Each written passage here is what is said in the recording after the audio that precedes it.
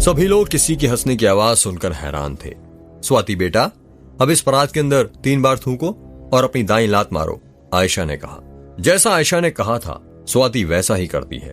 स्वाति खड़ी होती है और उस परात के अंदर थूक कर अपनी दाईं लात उस लोटे पर 3 बार मारती है।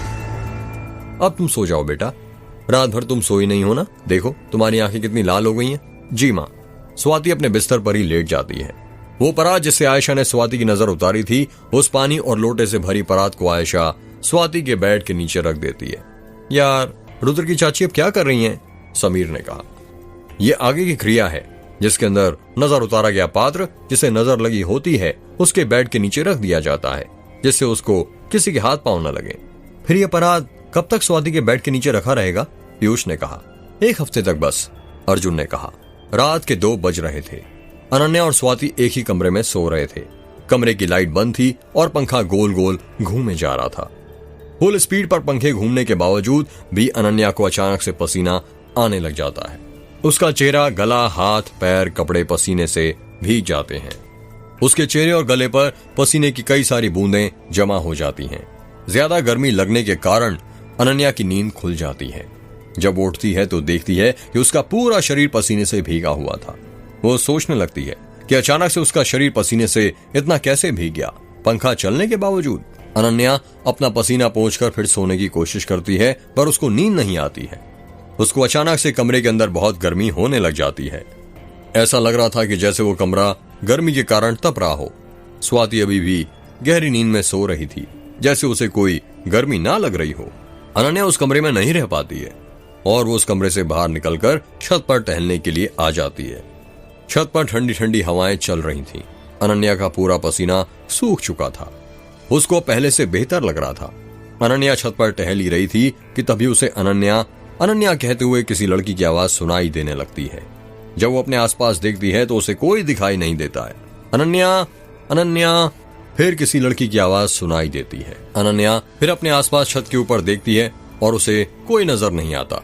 तभी उसकी नजर नीचे जाती है और वो देखती है कि दरवाजे पर एक औरत खड़ी हुई थी जिसने लाल रंग की साड़ी पहनी हुई थी। उस औरत ने पल्लू डाल कर रखा था, जिस कारण अनन्या को उसका चेहरा नहीं दिख रहा था। अनन्या सोचने लग जाती है, इतनी रात कोई औरत कौन है जो दरवाजे के पास खड़े होकर मेरा नाम पुकार रही हो। अनन्या, अनन्या, फिर दरवाजे पर खड़ी औरत की आवाज सुनाई देती है। अनन्या सीढ़ियों से नीचे जाती है और दरवाजा खोलती है। जब वो दरवाजा खोलती है तो देखती है कि दरवाजे के पास कोई औरत नहीं खड़ी थी। वो सोचने लग जाती है, लाल साड़ी पहनी हुई औरत कहाँ गई। तभी वही औरत उसे बाड़े के पास नजर आती है। अनन्या, अनन्या, उस लाल साड़ी वाली औरत ने कहा। अनन्या धीरे धीरे अपने कदम उस लाल साड़ी वाली औरत के करीब बढ़ाने लग जाती है। अनन्या के कुछ समझ नहीं आ रहा था कि वो लाल साड़ी वाली औरत कौन है। जब अनन्या उस औरत के पास पहुंचती है तो अचानक से वो औरत वहां से गायब हो जाती है और सड़क के पास खड़ी हो जाती है। अनन्या सोचने लगती है कि औरत अचानक से सड़क के पास कैसे पहुंच गई। अनन्या फिर उस औरत के पास जाने लगती है, पर जैसे ही अनन्या अपने कदम उस औरत की तरफ बढ़ाती है वो औरत वहां से जाने लगती है। अनन्या धीरे धीरे उस औरत के पीछे पीछे जाने लगती है। वो औरत अनन्या को जंगल से होते हुए रुद्र के घर के पीछे वाले तालाब के पास ले आती है। वो औरत तालाब की सीढ़ियों के पास खड़ी हुई थी। कौन हो तुम? अनन्या ने कहा। वो औरत अनन्या की बात का कुछ जवाब नहीं देती है और चुपचाप तालाब के पास खड़ी रहती है। बताओ कौन हो तुम? अनन्या ने कहा। आओ अनन्या, मेरे पास आओ, लाल साड़ी वाली औरत ने कहा। पहले ये बताओ कौन हो तुम? आओ अनन्या, मेरे पास आओ। बताओ कौन हो तुम? अनन्या ने चिल्लाकर कहा। ओम नमो कामाख्या देवाय मुख मावशनु स्वाहा। लाल साड़ी वाली औरत बोलने लग जाती है। वो औरत लगातार यही मंत्र बोले जा रही थी। आसमान में इस मंत्र की गूंज गूंजने लग जाती है। अचानक से अनन्या तालाब के पास खड़ी औरत के पास जाने लगती है। अनन्या ऐसे चल रही थी जैसे उसे किसी ने अपने वश में कर लिया हो। धीरे धीरे चलकर अनन्या उस औरत के पास पहुंच जाती है। वो औरत अपना मुंह अनन्या के कान की तरफ लाती है और कहती है, मेरा काम पूरा कर दो। जैसे ही वो औरत अनन्या के कान में कहती है, वो औरत वहां से गायब हो जाती है। उस औरत के गायब होते ही अनन्या मुक्ति मुक्ति मुक्ति कहते हुए तालाब के अंदर जाने लगती है। तालाब का पानी काफी ठंडा था, पर वश में होने के कारण उसे ये भी महसूस नहीं हो रहा था। अनन्या धीरे धीरे पानी के अंदर जाए जा रही थी। अनन्या के सिर तक पानी आ गया था, पर फिर भी वो नहीं रुकी थी।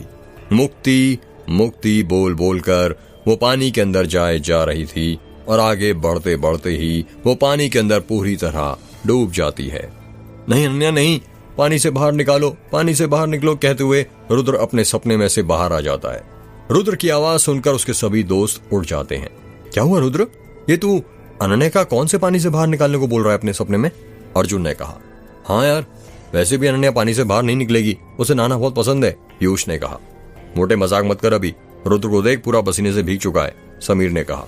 क्या हुआ रुद्र, तू कुछ बताएगा? अर्जुन ने कहा। वो अनन्या है ना यार, वो पानी में डूब रही थी, रुद्र ने कहा। पानी में डूब रही थी मतलब? समीर ने हैरानी के साथ कहा। यार मैंने एक सपना देखा जिसमें अनन्या को एक लाल साड़ी पहनी हुई औरत ने अपने वश में कर लिया था और वो मुक्ति मुक्ति कहते हुए तालाब के अंदर जा रही थी, ठीक वैसे जैसे वो भिखारी मुक्ति मुक्ति बोल कर गया था पिछली बार मेरे सपने में। मतलब वो तेरे डरावने सपने आना तुझे अभी तक बंद नहीं हुए? पीयूष ने कहा। नहीं भाई नहीं हुए, और तुम्हें पता है जिस दिन माँ की मौत हुई थी उस रात भी मैंने माँ का ही सपना देखा था जिसमें उस चुड़ैल ने माँ को मार दिया था। मुझे लगता है अनन्या की जान खतरे में, हमें उसे बचाना चाहिए, कहीं वो चुड़ैल उसे भी कुछ ना कर दे। रुद्र तू घबरा मत, हम अभी अनन्या के कमरे में जाकर देखते हैं कि वो अपने कमरे में है या नहीं। हो सकता है कि ये बस बुरा सपना हो और कुछ नहीं, अर्जुन ने कहा। नहीं अर्जुन, ये कोई बुरा सपना नहीं है, तुझे भी पता है मेरे साथ क्या क्या हुआ है। हाँ रुद्र याद है, तू घबरा मत, चल हम लोग अनन्या के कमरे में ही चलते हैं। हाँ चलो, समीर ने कहा। रुद्र, पीयूष, समीर और अर्जुन अनन्या के कमरे में जाने लगते हैं। जब वो अनन्या के कमरे में पहुंचते हैं तो देखते हैं कि बेड पर स्वाति तो सो रही थी पर अनन्या नहीं थी। यार ये अनन्या कहाँ चली गई? कहीं रुद्र का सपना सच तो नहीं हो गया? पीयूष ने कहा।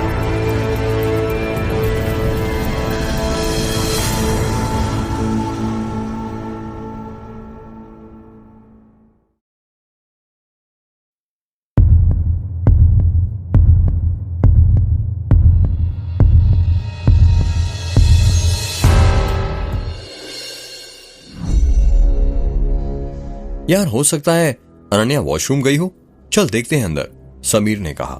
हाँ चल, अर्जुन ने कहा। अर्जुन, रुद्र, समीर और पीयूष स्वाति के कमरे के अंदर जाने लगते हैं।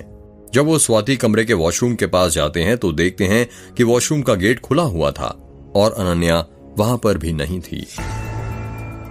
यार अनन्या तो यहां पर भी नहीं है, पीयूष ने कहा। यार स्वाति को उठाकर देखें क्या, शायद उसे पता हो, समीर ने कहा। नहीं यार, स्वाति की तबीयत खराब है, उसे नींद से उठाना ठीक नहीं, और तुम ही सोचो उसे उठाकर कोई फायदा नहीं है, वो खुद गहरी नींद में सो रही है, उसे कैसे पता हो सकता है अनन्या कहां पर है? अर्जुन ने कहा।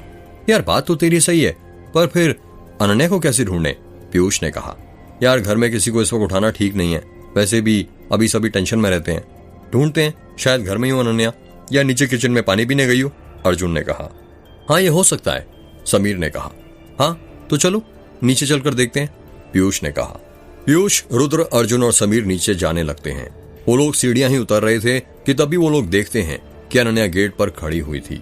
ऐसा लग रहा था कि वो कहीं बाहर से आ रही हो। सभी लोग अनन्या को देखकर हैरान हो जाते हैं। यार तुम लोग मुझे ऐसे क्यों घूर रहे हो, जैसे कोई भूत देख लिया हो, अनन्या ने कहा। अनन्या की बात का कोई जवाब नहीं देता है, सभी उसे हैरानी के साथ घूरे जा रहे थे। यार तुम लोग कुछ बोलोगे कि नहीं, यूं भूत बनकर क्यों खड़े हो, अनन्या ने कहा। अनन्या तुम इतनी रात को कहां पर गई थी, अर्जुन ने पूछा। यार वो क्या है ना, मुझे बहुत गर्मी लग रही थी और नींद भी नहीं आ रही थी, तो बस सोचा बाहर थोड़ा सा टहल लूं। बाड़े पर ही खड़ी थी, बाहर अच्छी अच्छी ठंडी हवाएं चल रही थी। यार तुम्हें पता है ना, ये गांव खतरे से खाली नहीं है, रात को मौत घूमती है यहाँ पर बाहर, फिर भी तुम बाहर घूमने चली गई, वो भी अकेले, पीयूष ने कहा। तुम मरने से कौन डरता है मोटे, मुझे तो मुक्ति चाहिए, मुक्ति, अनन्या ने भारी आवाज में कहा।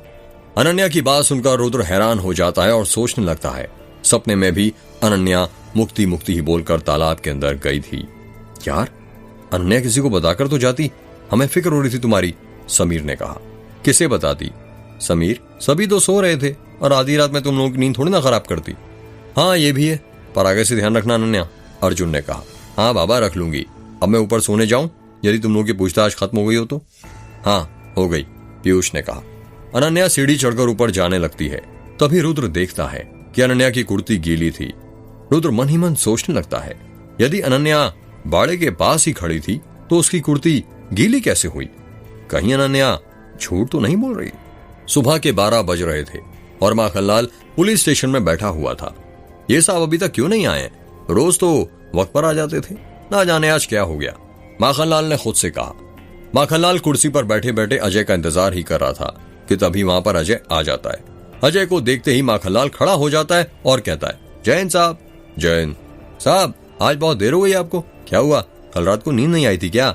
अभी भी आपकी आंखों में नींद नजर आ रही है। माखनलाल की बात सुनकर अजय हैरान हो जाता है और सोचने लगता है कि इसे कैसे पता कि कल रात को मुझे नींद नहीं आई। अजय बात को काटते हुए कहता है, बस ऐसे ही माखनलाल साहब, कब से मैं आपको एक जरूरी बात बताने के लिए कॉल कर रहा हूं, पर आपका फोन ही नहीं लग रहा था। वो मेरा फोन खराब हो गया है, ठीक करवाने के लिए दिया है। क्या कहा? फोन खराब हो गया? पर कैसे साहब, कल रात तो ठीक था। अजय सोचने लग जाता है कि यदि मैंने इसे बता दिया कल रात मुझे किसी बच्चे की रोने की आवाजें सुनाई दे रही थी तो ये मुझे पागल समझेगा और फिर भूत प्रेत चुड़ैल पर आ जाएगा। इसलिए रात की बात को छुपाते हुए कहता है, वो बस हाथ से गिर गया था तो स्क्रीन खराब हो गई। वैसे तुम बताओगे कौन सी जरूरी बात के लिए तुम मुझे फोन कर रहे थे? साहब, वो आपने कहा था ना कि दासगांव के सरपंच महेंद्र सिंह पर नजर रखना। हाँ, कहा तो था, पर कुछ पता चला उसके बारे में? हाँ साहब, पता चला है कि उसका एक बेटा है कुलदीप, जो कि शहर में नौकरी करता है। सुना है वो वापस लौटकर गांव में आ गया है। तो इसमें कौन सी नई बात हो गई माखनलाल साहब? नई बात तो यह है कि वो अकेला नहीं आया है, बल्कि अपने साथ एक लड़की को लाया है। क्या कहा? लड़की? हाँ साहब, सुनने में आया कि उसने शहर में ही उस लड़की से शादी कर ली थी और आज रात उसकी शादी का रिसेप्शन है दासगांव में। अच्छा, तो आज रात महेंद्र सिंह के बेटे कुलदीप की रिसेप्शन पार्टी है? हाँ साहब। शाम के 7 बज रहे थे। रुद्र के घर में सभी लोग एक साथ हॉल में बैठे हुए थे। बस स्वाति अभी तक अपने कमरे में आराम कर रही थी। आयशा, तुम अभी तक तैयार नहीं हुई? संतोष ने कहा। पर क्यों जी, भूल गई? आज महेंद्र सिंह के बेटे कुलदीप की रिसेप्शन पार्टी है, पर मेरा वहां जाने का मन नहीं है और आप तो देख ही रहे हैं कि स्वाति बेटी की तबीयत खराब है। पर ऐसे कैसे चलेगा आयशा? रिश्तेदारी निभानी भी तो जरूरी है ना। यदि हम वहां पर नहीं गए तो महेंद्र सिंह जी नाराज हो जाएंगे और इससे हमारे और उनके रिश्ते में खराबी आएगी। फिर क्या करें जी? मैं तो स्वाति को छोड़कर अभी कहीं नहीं जा सकती। रुद्र बेटा, तुम क्यों नहीं चले जाते रिसेप्शन पार्टी में? क्या कहा? मैं? चाची? रुद्र ने हैरानी के साथ कहा। हाँ बेटा, तुम अपने दोस्तों के साथ चले जाओ। इसी बहाने तुम्हारा मन भी ठीक हो जाएगा और तुम्हारे दोस्त घूम भी लेंगे। ऐसे कब तक घर में शोक में डूबे रहोगे? एक ना एक दिन तो इस हादसे को भूलना ही पड़ेगा ना। आई थिंक चाची जी ठीक कह रही हैं, समीर ने कहा। हाँ यार, चलो चलते हैं। अच्छा खाने के लिए भी मिलेगा, बहुत दिन हो गए हैं कुछ अच्छा खाए, पीयूष ने कहा। पर रुद्र ने कहा, परवर कुछ नहीं, तुम सब लोग जल्दी से तैयार हो जाओ और जल्दी आ जाना, ठीक है? आयशा ने कहा। ठीक है चाची, रुद्र ने कहा। सभी लोग बैठे ही थे कि तभी अनन्या वहां से उठ जाती है और सीढ़ियां चढ़ते हुए स्वाति के कमरे में जाने लगती है। यार, ये अनन्या को क्या हो गया? सुबह से अजीब बर्ताव कर रही है, समीर ने कहा। पता नहीं यार, अर्जुन ने कहा। यार कुछ नहीं, वो लड़की है ना, और तुम्हें भी पता है लड़कियों को तैयार होने में कितना टाइम लगता है, इसीलिए वो जल्दी चली गई, पीयूष ने कहा। रात के 8 बज गए थे। रिसेप्शन पार्टी में जाने के लिए रुद्र के सभी दोस्त तैयार हो गए थे। सभी लड़के जिप्सी के पास तैयार होकर खड़े हुए थे। बस अनन्या अभी तक नहीं आई थी। यार, ये अनन्या अभी तक क्यों नहीं आई? रुद्र ने कहा। यार मैंने कहा था ना, ये लड़कियों को तैयार होने में बहुत टाइम लगता है, पता नहीं क्या करती है इतना सज धज कर, पीयूष ने कहा। यार, तैयार होना है लड़कियों का हक है, हम उनसे उनका हक ये नहीं छीन सकते, अर्जुन ने कहा। सभी लोग बातें कर ही रहे थे कि तभी वहां पर अनन्या आ जाती है। अनन्या को देखकर सभी के होश उड़ जाते हैं। यार, इसको क्या हो गया? पीयूष ने कहा।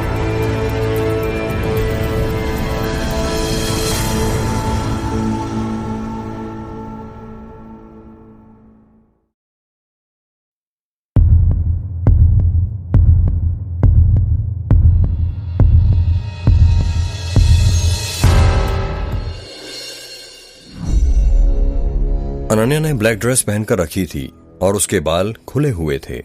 आंखों में काला काजल, हाथों में काली चूड़ी और पैरों में काली सैंडल पहनकर रखी थी। यार, ये अनन्या को क्या हो गया आज? ये इसने अपने आप को पूरे काले रंग से क्यों कवर करके रखा हुआ है? समीर ने कहा। पता नहीं यार, मैं तो इसे पहली बार ऐसे अवतार में देख रहा हूँ। इसकी आंखों में देखो कितना काजल लाकर रखा हुआ है, ऊपर से खुले बाल, किसी चुड़ैल से कम नहीं लग रही है ये, पीयूष ने कहा। अनन्या रुद्र, अर्जुन, समीर और पीयूष के पास जाती है और कहती है, चलें? हाँ चलते हैं ना, रुद्र ने कहा। 2 मिनट बेटा, रुद्र की चाची की आवाज आती है। रुद्र की चाची ने अपने हाथ में एक नींबू पकड़कर रखा हुआ था। क्या हुआ चाची? रुद्र ने कहा। वो रात हो गई है और तुम लोग बाहर जा रहे हो। तुम्हें तो पता ही है रात में बाहर जाना खतरे से खाली नहीं है, तो तुम लोग बस 2 मिनट रुको। आयशा जिप्सी के पास जाती है और नींबू से 7 बार जिप्सी का उतारा उतार कर उस नींबू को जिप्सी के दाएं टायर के नीचे रख देती है। यार, रुद्र की चाची को नींबू से इंसानों की नजर उतारते हुए तो देखा है, पर ये जिप्सी का उतारा क्यों उतार रही हैं? पीयूष ने धीरे से कहा। वो रुद्र की चाची जिप्सी पर रक्षा कवच बना रही हैं। रक्षा कवच बना रही हैं? मतलब? समीर ने कहा। मतलब ये कि अब हमारी जिप्सी रास्ते में कहीं खराब नहीं होगी और कोई भी बुरी शक्ति हमारी जिप्सी के अंदर नहीं बैठ पाएगी। तुमने कई बार देखा होगा कि अक्सर कई कार बाइक्स का एक ही सड़क पर एक ही जगह एक्सीडेंट हो जाता है और लोग कहते हैं कि वो रास्ता अशुभ है। ये उसी कारण होता है, अर्जुन ने कहा। जब आयशा की नजर अन्या पर पड़ती है तो वो कहती है, अरे ये क्या बेटा, ये तुमने काले कपड़े क्यों पहन कर रखे हुए हैं? तुम्हें नहीं पता क्या शादी ब्याह और शुभ कार्यों में काले कपड़े नहीं पहने जाते हैं?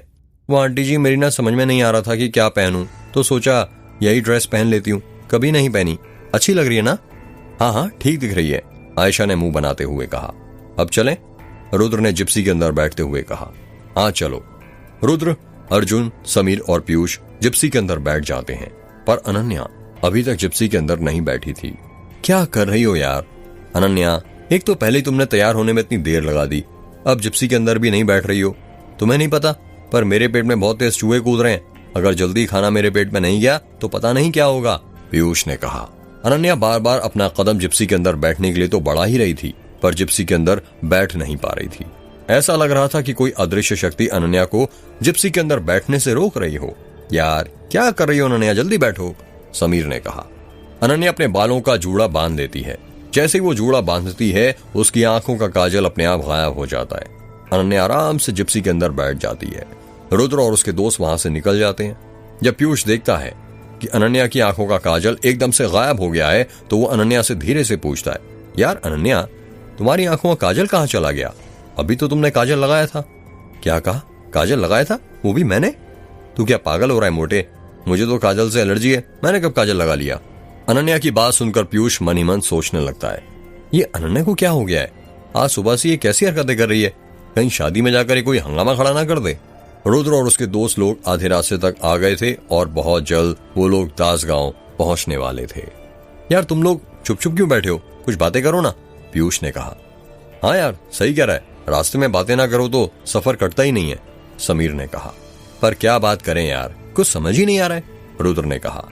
ये क्या रुद्र, अगर दोस्तों से भी बात करने में ये सोचना पड़ेगी क्या बात करनी है तो किस काम की दोस्ती, अर्जुन ने कहा। हाँ बिल्कुल ठीक कहा, तुम्हें पता है तन्वी और मैं तो जब साथ साथ बैठते थे तो बातें करना बंद ही नहीं करते थे। बातें करते करते कब पूरी रात गुजर जाती थी कुछ पता ही नहीं चलता था, अनन्या ने कहा। ऐसी क्या बात करते थे यार तुम और तन्वी, जरा मुझे भी तो बताओ, पीयूष ने कहा। तू क्या करेगा जानकर मोटे, तुझे बड़ा इंटरेस्ट है लड़कियों की बातें जानने में। यार वो तो मैं बस ऐसे ही पूछ रहा था, पीयूष ने कहा। वैसे तुम्हें पता है रुद्र, तन्वी तुमसे बहुत प्यार करती थी। अक्सर वो मुझे तुम्हारे बारे में ही बात किया करती थी कि रुद्र ऐसा, रुद्र वैसा, रुद्र ने आज ये किया। हर वक्त बस तुम्हारे बारे में बातें किया करती रहती थी, अनन्या ने कहा। रुद्र अनन्या की बातों को जवाब नहीं देता है। क्या तन्वी ने मेरे बारे में कभी तुमसे बातें नहीं की, पीयूष ने कहा। वो तेरे बारे में क्यों बात करेगी मोटे, तू क्या लगता था उसका जो वो तेरे बारे में बात करे? यार ट्राई तो मैंने भी बहुत किया था ना उस पर कॉलेज टाइम में, पर वो पटी किससे, इस भोंद रुद्र से, पीयूष ने कहा। वो जिसकी किस्मत में जो लिखा रहता है ना उसे वही मिल जाता है, समीर ने कहा। हाँ वो तो है, जैसे रुद्र और तन्वी एक दूसरे के लिए बने थे, अनन्या ने कहा। पर हम कहाँ मिले अनन्या, मेरी किस्मत ने मुझसे सब कुछ छीन लिया। पहले मुझसे मेरी तन्वी छीनी, फिर मुझसे मेरी माँ, रुद्र ने कहा। यार रुद्र ऐसा मत बोल, कभी कभी हम इंसानों से कुछ गलतियां हो जाती हैं, पर इसका मतलब ये नहीं कि उन गलतियों पर हम पछतावा करना चाहिए, बल्कि उन गलतियों को हमें ठीक करना चाहिए, अर्जुन ने कहा। पर अर्जुन अब वक्त निकल गया है, जब उन गलतियों को ठीक किया जाए। वक्त हमारे हाथ से रेत की तरह फिसल जाता है और चाहकर भी हम उसे मुट्ठी में बांध नहीं सकते हैं, रुद्र ने कहा। रुद्र जब तक तू हमें बताएगा नहीं कि गलती क्या हुई थी, तब तक उस गलती को ठीक कैसे किया जा सकता है? तूने आज तक हमें नहीं बताया कि तेरा और तन्वी का ब्रेकअप क्यों हुआ था। तेरा बेस्ट फ्रेंड होने के बावजूद मुझे नहीं पता कि तेरा और तन्वी के बीच में ऐसा क्या हुआ था कि तुम दोनों अलग हो गए, अर्जुन ने कहा। हाँ रुद्र, तन्वी ने भी उस दिन मुझे कुछ नहीं बताया था, बस रोए जा रही थी।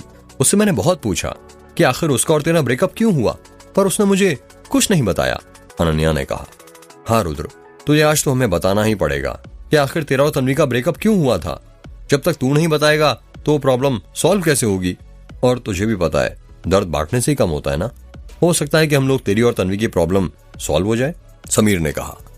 ठीक है, तो आज मैं तुम्हें बताता हूं कि मेरे और तन्वी के बीच क्या हुआ था। रुद्र ने कहा।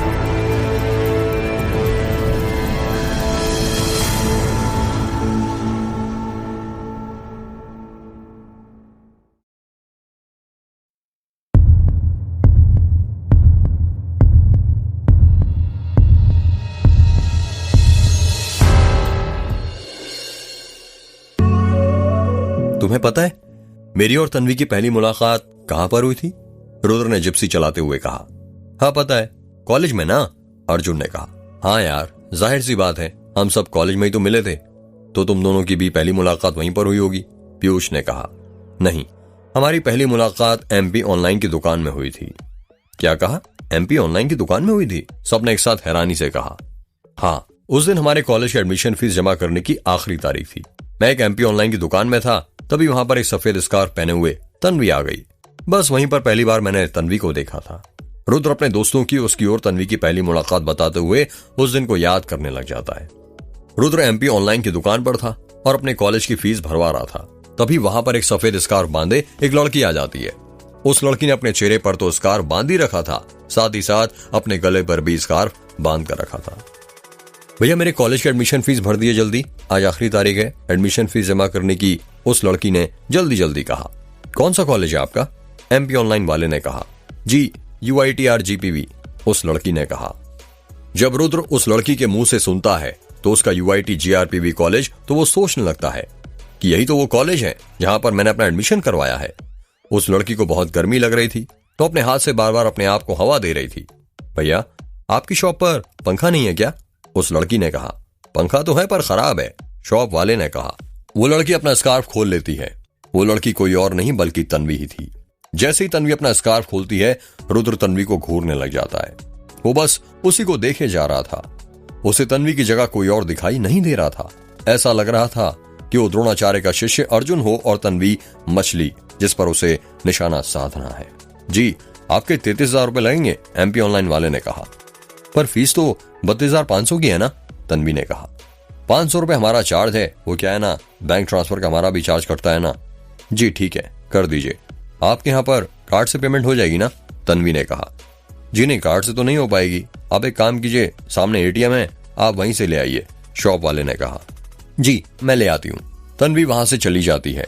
रुद्र मन ही मन सोच रहा था, यार लड़की तो अच्छी है पर पता नहीं कौन सी ब्रांच की है, मैकेनिकल की तो हो नहीं सकती, देखकर लगता है कि CS ब्रांच की होगी। रुद्र यही सोच रहा था कि तभी वहां पर तन्वी आ जाती है। वो भैया ATM का तो सर्वर डाउन है, मैं पैसे नहीं निकाल पाई। ऐसा नहीं हो सकता कि मैं अपना ATM आपके पास जमा कर दूं, आप मेरी फीस भर दीजिए, मैं कल आकर ले लूंगी ATM। वो क्या है ना, आज मेरी फीस जमा करने की लास्ट डेट है, तन्वी ने कहा। जी नहीं, हम ऐसा नहीं कर सकते, शॉप वाले ने कहा। प्लीज भैया समझने की कोशिश कीजिए, तन्वी ने रिक्वेस्ट करते हुए कहा। आप समझिए मैम, बिजनेस के कुछ उसूल होते हैं, यदि ऐसी हम सबकी मदद करने लगे तो हमारी दुकान तो डूब जाएगी ना। प्लीज भैया, सॉरी, हम कुछ नहीं कर सकते। रुद्र वहीं पर खड़े होकर सब कुछ सुन रहा था। भैया आप इनकी फीस भर दीजिए, मैं इनके पैसे दे दूंगा, रुद्र ने कहा। एक अनजान लड़के को अपनी फीस भरते हुए देख तन्वी कहती है, सॉरी पर आप कौन? मैं आपको नहीं जानती, आप क्यों मेरी फीस भर रहे हैं? अरे इसमें जानने वाली क्या बात है, मैंने भी UIT कॉलेज में एडमिशन लिया है, आपका हमारा एक ही कॉलेज है। हम बहुत देर से आपको यहाँ पर देख रहे थे, आप बहुत परेशान दिख रही थी और हमारी माँ कहती हैं जब भी कोई परेशानी में दिखे तो उसकी मदद कर दो, उसकी दुआएं बहुत काम आती हैं। पर मैं तो आपका नाम भी नहीं जानती हूँ। अरे इसमें जानने वाली क्या बात है, शेक्सपियर कहकर गए नाम में क्या रखा है, पर फिर भी आपको जानना हो तो हमारा नाम रुद्र है। और आपका? तन्वी। कहाँ की रहने वाली हैं आप? वैसे ये सब बातें हम बाद में करें, अभी फीस भर दें, आज लास्ट डेट है। अरे हाँ क्यों नहीं। रुद्र पैसे देकर तन्वी की एडमिशन फीस जमा करवा देता है। तो कहाँ पर थे हम? हाँ याद आया, कहाँ से हैं आप? रुद्र ने तन्वी से कहा। आपने क्या नाम बताया था आपका? तन्वी ने कहा। जी रुद्र। तो मिस्टर रुद्र, आपका मोबाइल नंबर क्या है? रुद्र मन ही मन खुश हो जाता है और उसे लगता है कि उसने तन्वी को पहली बार में इंप्रेस कर दिया। जी लिखिए 887137। रुद्र तन्वी को अपना मोबाइल नंबर बताता है कि तभी रुद्र का मोबाइल बजने लग जाता है, ट्रिंग ट्रिंग। रुद्र देखता है कि उसे अनजान नंबर से कॉल आया था। वो फोन उठाने लग जाता है। तभी तन्वी उसे रोकते हुए कहती है, अरे अरे उठाइए मत, मेरा ही नंबर है। ये सबूत है कि मैं आपका पैसा लेकर कहीं नहीं भागूंगी। आपने मेरी मदद की, उसके लिए बहुत बहुत शुक्रिया। यहाँ पर मैं अपनी जान पहचान बनाने नहीं आई हूँ, समझे तुम, पढ़ने लिखने के लिए आई हूँ। जब तुम कॉलेज आओ तो बता देना, मैं तुम्हारे पैसे तुम्हें वहीं पर दे दूंगी। मैं कहाँ पर रखती हूँ, क्या करती हूँ, ये जानने की जरूरत नहीं है, समझे। इतना कहकर तन्वी उस शॉप से चली जाती है। तन्वी के जाने के बाद रुद्र को गिल्टी फील होने लगता है और सोचने लगता है कि शायद मैंने उसके साथ अच्छे से व्यवहार नहीं किया। रुद्र अपने ख्यालों की यादों में से बाहर आ जाता है। तो इसका मतलब तूने बिना तन्वी से जान पहचान के उसे 30,000 रुपए दे दिए, समीर ने कहा। हाँ यार, क्या करता, अगर वो फ्रॉड होती तो। यार कैसी बात करता है, कैसे फ्रॉड होती, कॉलेज की फीस मेरे सामने भरी थी, और वैसे भी इंसान की सूरत से ही पता चल जाता है कि वो किस प्रकार का इंसान है।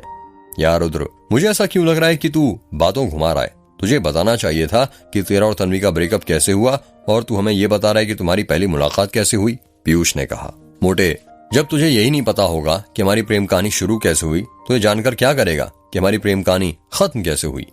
आज जब फैसला किया ही है मैंने अपनी प्रेम कहानी सुनाने का, तो तुम सबको सब कुछ सुनना पड़ेगा, हर वो बात जो मुझसे और तन्वी से जुड़ी है, समझे, वरना मैं नहीं बताने वाला कि हमारा ब्रेकअप कैसे हुआ था। यार भाई, तुझे जैसे बताना है वैसे तू बता, पर हमें आज बता ही देना कि तेरा और तन्वी का ब्रेकअप क्यों हुआ था, समझे। तो फिर आगे बता, उसके बाद क्या हुआ, फिर तन्वी को तूने कॉलेज जाते वक्त पैसों के लिए फोन किया था या नहीं, समीर ने कहा।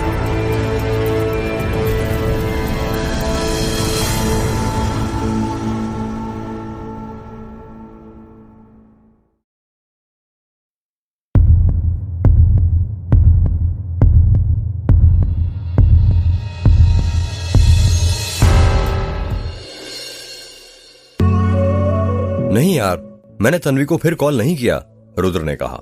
पर क्यों, समीर ने कहा। यार बस मन नहीं किया, तू तो जानती ही है मुझे, सूरत से भले ही मैं बिगड़ा हुआ दिखता हूं, पर हूं तो शरीफ ही ना मैं। हाँ वो तो है, अनन्या ने कहा। फिर आगे क्या हुआ, तुम दोनों कॉलेज से पहले पैसे वापस करने के लिए कहीं मिले या नहीं, पीयूष ने कहा। नहीं यार, नहीं मिले, फिर हम सीधे कॉलेज में ही मिले। जब अपना कॉलेज में पहला दिन था ना, उसी दिन उसने मुझे कॉलेज की कैंटीन में बुलाया था, और वहां पर आते ही उसने मुझे पैसे दे दिए थे और मुझे ब्लॉक कर दिया था। क्या कहा, ब्लॉक कर दिया था, सभी ने एक साथ हैरानी से कहा। हाँ यार, कुछ दिनों तक व्हाट्सएप पर उसकी डीपी दिखी थी, पर फिर दिखी नहीं। उसकी डीपी को ही मैंने अपने मोबाइल का वॉलपेपर बना लिया था, और वो वॉलपेपर कब मेरे दिल की डीपी बन गया मुझे पता ही नहीं चला। वो तो अच्छा हुआ तन्वी ने उस दिन सिर्फ मुझको ब्लॉक किया था, मेरा मोबाइल लेकर अपना नंबर डिलीट कर दिया होता तो पता नहीं मेरा क्या होता। तुम्हें पता है, जिस वक्त तन्वी ने मुझे मेरे पैसे वापस किए थे, तब तक मुझे नहीं पता था कि तन्वी की कौन सी ब्रांच है। वो तो जब मैंने क्लास में एंट्री ली तो देखा तन्वी फर्स्ट बेंच पर ही अनन्या के बगल में बैठी हुई थी। हाँ सही कहा यार, मुझे भी याद है, तन्वी ही मेरे कॉलेज में मेरी पहली दोस्त बनी थी, अनन्या ने कहा। और मेरा कॉलेज में पहला दोस्त ये मोटा पीयूष बना था। मैं इसके साथ क्लास की लास्ट बेंच पर बैठा हुआ था, आखिर हम दोनों बैक बेंचर्स जो थे, समीर ने कहा। और मेरा रुद्र पहले दिन यही मेरे साथ बैठा था, अर्जुन ने कहा। यार ये सब तो ठीक है, ये बता तूने तन्वी को प्रपोज कब किया, समीर ने कहा। इसमें बताने वाली क्या बात है, पूरा कॉलेज जानता है। रुद्र ने तन्वी को अपनी फ्रेशर पार्टी में प्रपोज किया था, सबके सामने। उस वक्त तूने तन्वी के लिए कोई सी कविता भी बोली थी ना, क्या थी वो, अनन्या ने कहा। वो कुछ ऐसी थी शायद, तुम्हारे आंसुओं को अपनी आंखों में भरना चाहता हूं मैं। इसके आगे क्या था, अर्जुन ने आगे का याद करते हुए कहा। तुम्हारे आंसुओं को अपनी आंखों में भरना चाहता हूं मैं, तुम्हारे चेहरे का नजर का टीका बनना चाहता हूं मैं, तुम्हारी जिंदगी का किरदार बनना चाहता हूं मैं। बोलो क्या तुम मेरी जिंदगी का किरदार बनोगी। पर याद है उस दिन तन्वी ने मुझे कुछ जवाब नहीं दिया था, वो वहां से चली गई थी, रुद्र ने कहा। हाँ फिर कब दिया था उसने जवाब, क्योंकि मैंने भी उसे प्रपोज किया था, पर उसने उसी वक्त जवाब दे दिया था, मेरा गुलाब कचरे के डिब्बे में डालकर, पीयूष ने कहा। पीयूष की बात सुनकर अनन्या जोर जोर से हंसने लगती है। क्या हुआ, तुम हंस क्यों रही हो, पीयूष ने मासूम चेहरा बनाते हुए कहा। हंसू नहीं तो क्या करूं, मुझे आज तक याद है जब तूने तन्वी को प्रपोज किया था तो उसने रूम पर आकर तुझे बहुत गालियां दी थी, अनन्या ने कहा। क्या सच में, पीयूष ने कहा। हाँ यार, कह रही थी उस मोटे की हिम्मत कैसे हुई मुझे प्रपोज करने की, सूरत देखी आईने में उसने अपनी, बड़ा आया मुझे गुलाब का फूल देने वाला, खुद गोभी के फूल की तरह हो रहा है, अनन्या ने कहा। अनन्या की बात सुनकर पीयूष को छोड़कर बाकी सभी लोग हंसने लग जाते हैं। यार छोड़ ना अनन्या, तू ये पुरानी बातों पर मिट्टी डाल, समझी? रुद्र तू तो ये बता, फिर तन्वी ने तुझे हाँ कब बोला था? पीयूष ने कहा, यार वो बात कुछ ऐसी है कि तन्वी ने मुझे कभी हाँ बोला ही नहीं। रुद्र ने कहा, हाँ नहीं बोला मतलब? उसने कभी तेरे इजहार का जवाब नहीं दिया? समीर ने कहा, हाँ मेरे साथ यही हुआ। उस दिन फ्रेशर पार्टी में प्रपोज करने के बाद मुझे तन्वी के सामने जाने में बहुत शर्म आने लगी। पता नहीं क्यों, पर उसके सामने जाने में बहुत झिझक होती थी। तन्वी साइड से आती थी तो मैं अपना रास्ता बदल लिया करता था। कैंटीन में आती थी तो अपना समोसा लेकर वहां से चला जाया करता था और उससे नजरें भी नहीं मिला पा रहा था। मैं अपने उस दिन की हरकत के कारण शायद तन्वी ने भी ये चीज नोटिस कर ली थी। फिर एक दिन मैं अपने कॉलेज की लाइब्रेरी में बैठकर पढ़ रहा था, तभी वहां पर तन्वी आ गई और मुझसे कहने लगी, क्या मैं यहां पर बैठ सकती हूं? अचानक से तन्वी को देखकर मैं तो भौचक्का रह गया और सोचने लगा कि आज सूरज कहां से निकल आया। अपनी प्रेम कहानी सुनाते सुनाते ही रुद्र उस दिन को याद करने लग जाता है। हाँ तन्वी तुम बैठ सकती हो, रुद्र ने कहा। तन्वी रुद्र के पास ही बैठ जाती है और अपनी किताब खोलकर उसके पन्ने पलटने लग जाती है। रुद्र और तन्वी दोनों के ही बीच में खामोशी बनी हुई थी।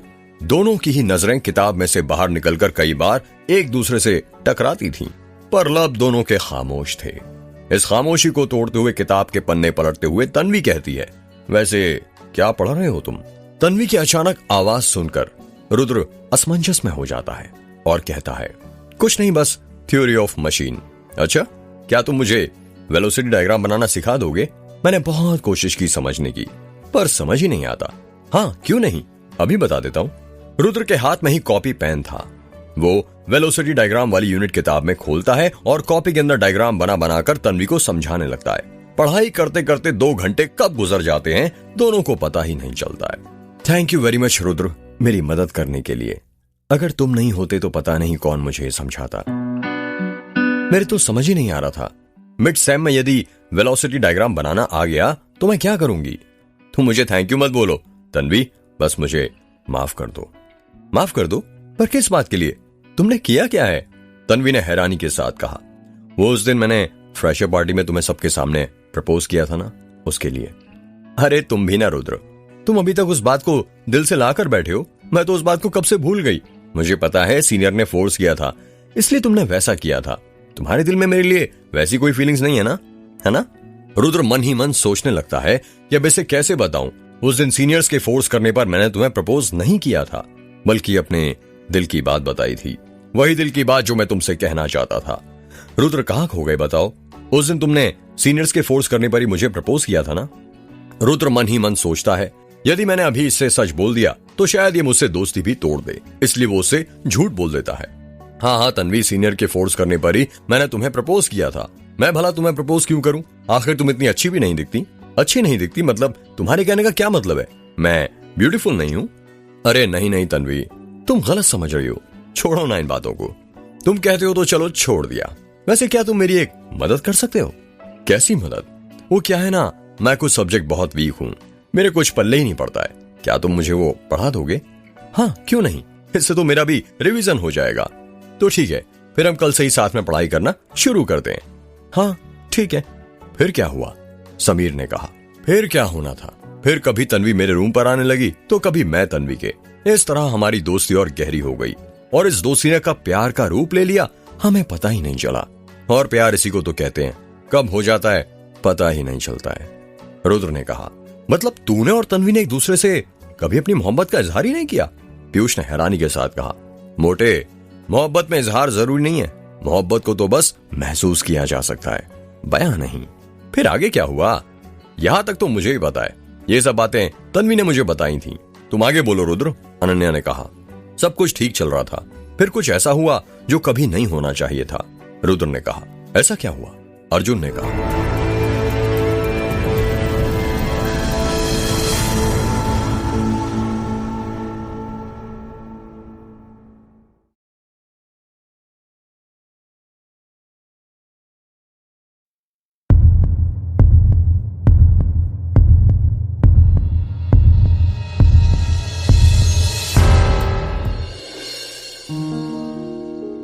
बता ना रुद्र, उस वक्त ऐसा क्या हुआ था कि तुम्हारा ब्रेकअप हो गया? समीर ने कहा, उस वक्त हम सबका 6th सेमेस्टर खत्म हो गया था और मैं अपने घर जा रहा था। तन्वी रूम से ही मुझसे कही जा रही थी, नहीं रुद्र तुम मत जाओ प्लीज, रुद्र तुम मत जाओ। मेरे रूम से लेकर स्टेशन तक तन्वी यही रट लगाती रही कि तुम मत जाओ रुद्र। रुद्र ने कहा, तो यार नहीं जाता जब तन्वी इतना बोल ही रही थी तो। पीयूष ने कहा, यार जाना जरूरी था क्योंकि पूरा 1 साल हो गया था मुझे अपने घर गए हुए। रुद्र ने कहा, मुझे भी याद है जिस दिन रुद्र अपने गांव के लिए निकला था उस दिन तन्वी रूम पर आकर बहुत रोई थी। कह रही थी मैंने बहुत रोका रुद्र को कि इस सेमेस्टर घर ना जाए, पर वो माना ही नहीं। मैंने तन्वी को समझाना चाहा, यार 1 ही महीने की तो बात है, फिर तो वो वापस आ ही जाएगा। पर पता नहीं उसके मन में क्या चल रहा था, रात भर वो रोती रही, उसने खाना भी नहीं खाया था। अनन्या ने कहा, उस रात तो खाना मैंने भी नहीं खाया था। तन्वी ने मेरे लिए मेरे टिफिन में आलू के पराठे बांधे थे, पर मन ही नहीं हुआ खाने का। जब टिफिन बांधने वाले का ही मन दुखी हो तो मेरे गले से एक भी निवाला कैसे उतर सकता था। रुद्र ने कहा, यार तुम्हारे 7th सेमेस्टर में ही ब्रेकअप हुआ था ना। अर्जुन ने कहा, हाँ यार, और शुरुआत यहीं से हुई थी। जब मैं 6th सेमेस्टर के बाद घर पहुंचा तो पहले तो माँ ने मुझ पर बहुत चिल्लाया कि 1 साल से मैं घर क्यों नहीं आया था, शहर जाकर अपनी माँ को भूल गया। पर माँ को क्या बताता कि उनकी बहू मिल गई है इसलिए नहीं आ पाया। रुद्र ने कहा, कहीं ऐसा तो नहीं कि आंटी जी को तूने तन्वी के बारे में बताया हो और आंटी जी ने तन्वी को अपनाने से मना कर दिया हो, और तू आंटी जी के खिलाफ कभी नहीं जाता क्योंकि तू उनसे प्यार करता है, इसलिए तेरे और तन्वी के बीच झगड़ा हो गया हो और इस वजह से तुम दोनों में ब्रेकअप हो गया हो। पीयूष ने कहा, नहीं मोटे, ऐसा नहीं है। माँ को तो मैंने कभी तन्वी के बारे में बताया ही नहीं था। वो तो जब तन्वी यहां पर आई थी तब उन्हें तन्वी के बारे में पता चला। और तुझे भी पता है माँ तन्वी को अपनाने के लिए राजी हो गई थी। वो तो कई बार मुझसे कहती थी कि तू तन्वी से शादी क्यों नहीं कर लेता, पर मैं ही मना कर देता था क्योंकि हमारे रिश्ते की डोर बहुत पहले ही टूट चुकी थी। और तुम लोगों को भी पता है टूटे हुए रिश्ते में गांठ भले ही बन जाए पर वो फिर पहले जैसे नहीं जुड़ पाते। रुद्र, तू तेरी ये मोहब्बत की फिलॉसफी झाड़ना छोड़कर हमें साफ साफ लफ्जों में बताएगा कि तेरी और तन्वी का ब्रेकअप क्यों हुआ था। पीयूष ने कहा, हाँ बता ही रहा हूं, बस अब हम मेरी प्रेम कहानी की समाप्ति पर ही हैं। तो कहा था मैं, हाँ, कि मैंने अपनी सेमेस्टर की छुट्टियों में घर आया हुआ था। मैं अपनी माँ के साथ ज्यादा से ज्यादा वक्त बिताना चाहता था, इसलिए जब मैं उनके साथ रहता था तो अपना मोबाइल साइलेंट कर लिया करता था। पर उस दिन मैं अपना मोबाइल साइलेंट करना भूल गया। माँ बैठी हुई थी और मैं उनके बालों में तेल लगा रहा था। माँ को मेरे हाथ की मालिश बहुत पसंद थी। रुद्र बेटा, कितना समय और बचा है तेरी इंजीनियरिंग की पढ़ाई खत्म होने में। रुद्र की माँ ने बैठे बैठे कहा, बस माँ 1 साल बचा है, पर आप ये क्यों पूछ रही हैं। रुद्र ने अपनी माँ के सिर की मालिश करते हुए कहा, वो बेटा उसके बाद तुझे अपना कारोबार भी तो संभालना है। माँ कारोबार संभालने के लिए चाचा जी है ना। ट्रिंग ट्रिंग रुद्र का मोबाइल बजने लगता है, पर दोनों हाथ तेल से भीगे होने के कारण रुद्र अपना फोन नहीं उठा पाता है और वो कट जाता है। हाँ बेटा वो भी है, पर तेरे चाचा भी कब तक संभालेंगे तेरा कारोबार। एक ना एक दिन तो तुझे संभालना पड़ेगा ही ना। रुद्र की माँ ने कहा, माँ तब की तब देख लेंगे। वैसे भी आप ही कहती है ना, इंसान को अपने भविष्य के बारे में ज्यादा नहीं सोचना चाहिए, बस अपने आज की फिक्र करनी चाहिए और जिंदगी जीना चाहिए, वरना फिक्र करते हुए सारी जिंदगी निकल जाती है। हाँ रुद्र बेटा, पर वो बात अलग है और ये अलग। ट्रिंग ट्रिंग रुद्र का मोबाइल फिर बजने लग जाता है। अरे किसका फोन आ रहा है बेटा, जब से बजा जा रहा है। रुद्र की माँ ने कहा, माँ रहने दीजिए ना आप, होगा कोई। अरे किसी को जरूरी काम रहा तो बता, कहाँ है तेरा मोबाइल, मैं उठा देती हूँ। रहने दो माँ, अरे बता तो। ये मेरी शर्ट की ऊपर वाली जेब में रखा हुआ है। रुद्र की माँ रुद्र की शर्ट की जेब से उसका मोबाइल निकालती हैं और फोन उठाकर रुद्र के कान के पास लगा देती हैं। हेलो, रुद्र ने कहा। हेलो रुद्र, मैं तन्वी बोल रही हूँ, कैसे हो तुम। तन्वी ने फोन पर कहा, अभी मैं थोड़ा बिजी हूँ, बाद में कॉल करता हूँ। रुद्र अपनी माँ को कॉल कट करने को बोल देता है। किसका फोन था बेटा। वो पीयूष का था माँ, जब देखो बकवास करने लगा रहता है, आप छोड़िए ना इसे। ये बताइए कि चाची आपका ख्याल अच्छे से रखती है या नहीं। अरे ये कैसे सवाल पूछ रहा है रुद्र तू। एक देवरानी के रूप में मुझे मेरी छोटी बहन मिली है, बहुत ख्याल रखती है मेरा आयशा। ट्रिंग ट्रिंग रुद्र का फिर फोन बजने लगता है। लगता है तेरा ये दोस्त आज तेरा पीछा ही नहीं छोड़ने वाला। एक काम कर बेटा, पहले तू इससे बात कर ले, हम रात में बैठते हैं। नहीं माँ। अरे रुद्र बेटा, शायद तेरे दोस्त को कुछ जरूरी बातें करनी हो तो उससे तू पहले उससे बात कर ले, हम करते हैं ना रात में बात। ठीक है माँ। रुद्र अपनी माँ के कमरे से बाहर जाता है और फोन उठाते हुए गुस्से से कहता है, तन्वी ये क्या बदतमीजी है, तुमसे 2 मिनट इंतजार नहीं होता क्या। मैंने कहा था ना कि मैं फ्री होकर कॉल करता हूँ। रुद्र इसमें बदतमीजी वाली क्या बात है, मुझे तुम्हारी याद आ रही थी इसलिए तुम्हें फोन लगा दिया। तुम तो कभी खुद से फोन करते ही नहीं, तुम्हें तो वहां पर मेरी याद ही नहीं आती। तन्वी वो बात नहीं है, मैं माँ के साथ था। रुद्र तो मैं क्या करूं, क्या मैं तुमसे बात भी नहीं कर सकती। रुद्र 15 दिन हो गए हैं, तुम्हें घर पर गए हुए, पर अभी तक तुम्हारी माँ के साथ बातें खत्म नहीं हुई हैं, और मेरे साथ बातें करने का तो तुम्हारा मन भी नहीं करता ना। तन्वी, ऐसी बात नहीं है। ऐसी बात नहीं है तो फिर कैसी बात है रुद्र? देखो रुद्र, बहुत हो गया, अब तुम वापस आ जाओ, मैं यहाँ पर बहुत अकेली हूं। तन्वी, ये तुम क्या बात कर रही हो? अभी बस 15 दिन ही तो हुए हैं मुझे यहाँ पर आए हुए। अगर ऐसे ही वापस आ गया तो माँ को अच्छा नहीं लगेगा। मैं उन्हें बोल कर आया हूं कि 1 महीना तो मैं रुकूंगा ही यहाँ। मैंने उनसे वादा किया है और मैं वो वादा नहीं तोड़ सकता। और हमारे वादे का क्या रुद्र, जो तुमने जिंदगी भर साथ निभाने का किया था? मैं यहाँ बहुत अकेली पड़ गई हूँ, मुझे बहुत अजीब लगता है यहाँ। तन्वी, तुम बात को समझने की कोशिश करो। समझ रही हूँ रुद्र, सब समझ रही हूँ। तुम्हारे लिए तुम्हारी माँ ही सबसे ज्यादा इंपॉर्टेंट है, मैं नहीं। तन्वी ने रोते हुए कहा। तन्वी, ये तुम कैसी बातें कर रही हो? हाँ रुद्र, मैं सही बोल रही हूँ। तुम्हें तुम्हारी माँ से ज्यादा प्यार है ना कि मुझसे। तन्वी, अब मैं तुम्हें कैसे समझाऊं? तुम कुछ मत समझाओ रुद्र, मैं सब समझ गई हूं। मैं तो हमेशा से ही तुम्हारे लिए पराई थी। तुम्हारी फर्स्ट इंपॉर्टेंस तो तुम्हारे लिए तुम्हारी माँ है। तन्वी की बात सुनकर रुद्र को गुस्सा आ जाता है और वो कहता है, तुम्हें जो समझना है समझो। ओके, ठीक है तन्वी, यदि तुम्हें लगता है कि मेरे लिए मेरी माँ सबसे ज्यादा इंपॉर्टेंट है तो हाँ है, समझी तुम? हाँ समझ गई रुद्र, बस यही तो सुनना था मुझे, तन्वी ने सिसकियां लेते हुए कहा। तन्वी रोते हुए कहती है, I hate you Rudra, I hate you, I hate you too Tanvi, Rudra ने गुस्से में कहा। रोते रोते ही तन्वी अपना फोन कट कर देती है और गुस्से में रुद्र अपना मोबाइल फेंक देता है। रुद्र का मोबाइल जमीन से टकराकर बुरी तरह से टूट जाता है।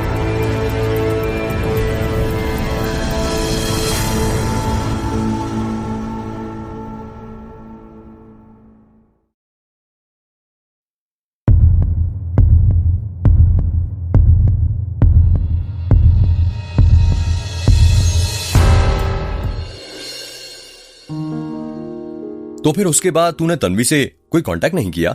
समीर ने कहा।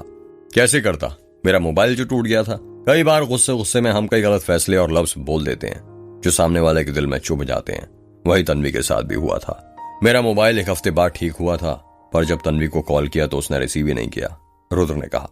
हाँ, उसने मुझे बताया था कि उस दिन तुमसे झगड़ा होने के बाद वो बहुत रोई थी। मैंने कई बार पूछा कि क्या हुआ, पर उसने कुछ बताया ही नहीं, बस रोती रही। शायद वो इंतजार कर रही थी तुम्हारे फोन का कि तुम उसे मनाओगे। आखिर लड़कियां यही तो चाहती हैं कि जब गुस्से में कोई उन पर चिल्ला दे तो बाद में उन्हें मनाए भी। लड़कियों का गुस्सा बस 2 मिनट का होता है, समझे तुम? अनन्या ने कहा। तो इस वजह से तुम्हारे बीच ब्रेकअप हुआ था, पीयूष ने कहा।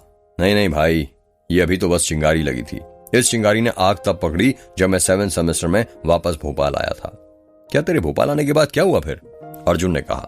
जब मैं वापस भोपाल आया तो सबसे पहले मैंने तन्वी को फोन किया उसे सॉरी बोलने के लिए, पर उसने मेरा फोन ही नहीं उठाया।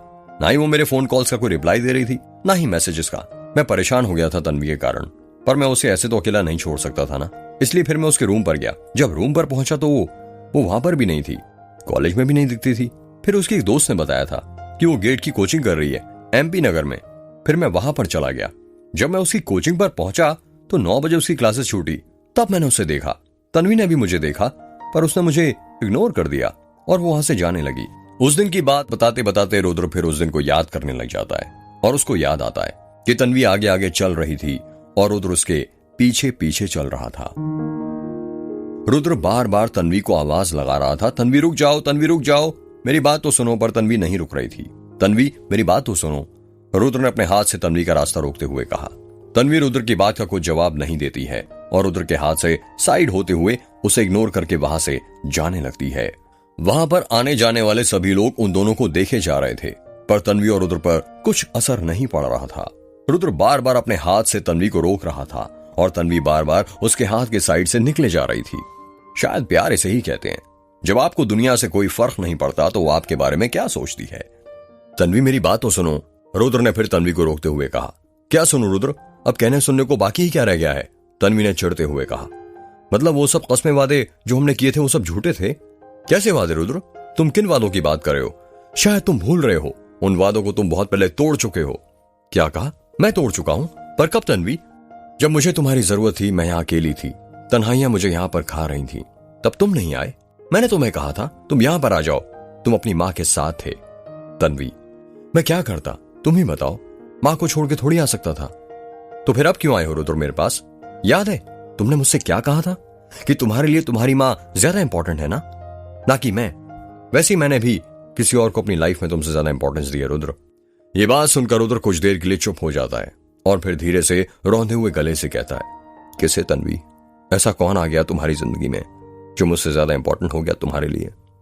मेरा करियर रुद्र। तुम्हें इंपॉर्टेंस देते देते तो मैं अपने करियर की तरफ देखना ही भूल गई थी, जो दिन ब दिन डूबता जा रहा था। रुद्र, जब तुम मेरे साथ थे तब मुझे लगता था कि तुम ही मेरी दुनिया हो, तुम ही मेरा करियर हो, मेरा सब कुछ तुम हो। पर शायद मैं गलत थी। तुम्हारे साथ रहते रहते मैं अपने आप को और अपने सपनों को भूल गई थी, जिसके लिए मैंने कॉलेज ज्वाइन किया था। पर अब नहीं रुद्र, तुमने मुझे मेरी राह दिखा दी है। सही कहा है किसी ने, इंसान ठोकर खाने के बाद ही सीखता है। इसलिए मैंने गेट की कोचिंग ज्वाइन कर ली ताकि मैं अपने करियर पर फोकस कर सकूं। रुद्र ने बिना कोई सवाल करते हुए तन्वी से कहा। शायद वो जानता था कि अब तन्वी कभी उसकी बात नहीं समझ पाएगी, इसलिए उसने समझाने की भी कोशिश नहीं की। जिंदगी में कई बार ऐसे मोड़ आते हैं जब हमें लगता है कि काश मैंने उसे उस दिन रोक लिया होता, पर हम नहीं रोक पाते हैं। पर ठीक कुछ ऐसा ही आज रुद्र के साथ हुआ था। और रुद्र, बेहतर होगा कि अब तुम भी अपने करियर पर फोकस करो, वही तुम्हारे लिए और मेरे लिए सही होगा। सही है तन्वी। और हां, एक और बात, किसी को भी मत बताना कि हम क्यों अलग हुए, वरना लोग कहेंगे कि लड़कियां हमेशा बेटों को अपनी मां से अलग कर देती हैं। हां, नहीं बताऊंगा तन्वी।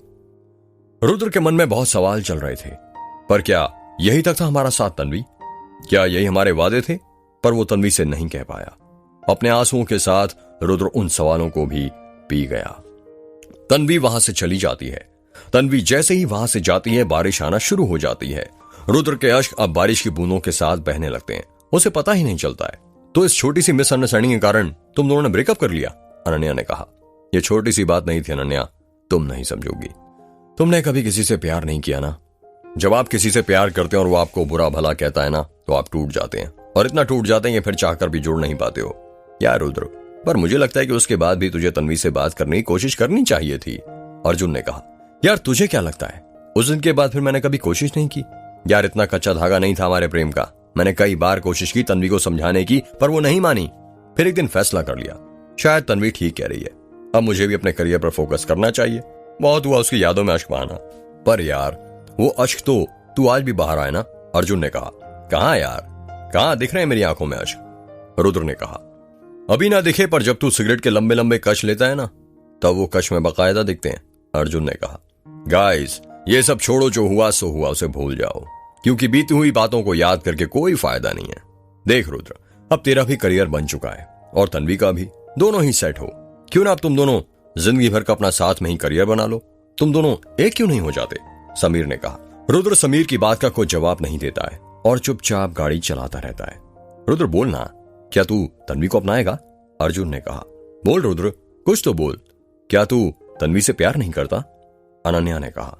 अनन्या, मैं तन्वी से पहले भी प्यार करता था और आज भी करता हूं और जिंदगी भर करता रहूंगा।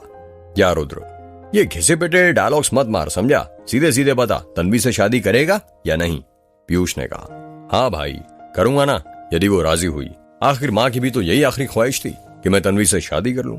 ये हुई ना बात? अर्जुन ने खुश होते हुए कहा। रुद्र और उसके दोस्त लोग दासगांव में महेंद्र सिंह के बेटे कुलदीप की रिसेप्शन पार्टी में पहुंच जाते हैं। रुद्र ने जिप्सी फ्रंट गेट के सामने ही रोकी थी कि तभी पीयूष कहता है, रुद्र शायद आंटी जी की आखिरी ख्वाहिश कभी पूरी नहीं हो पाएगी। ये क्या बोल रहा है मोटे? अर्जुन ने कहा। यार वो गेट पर पढ़ो, एंट्री गेट पर एक बोर्ड लगा हुआ था जिस पर लिखा था कुलदीप सिंह तन्वी। ये पढ़कर सभी के होश उड़ जाते हैं।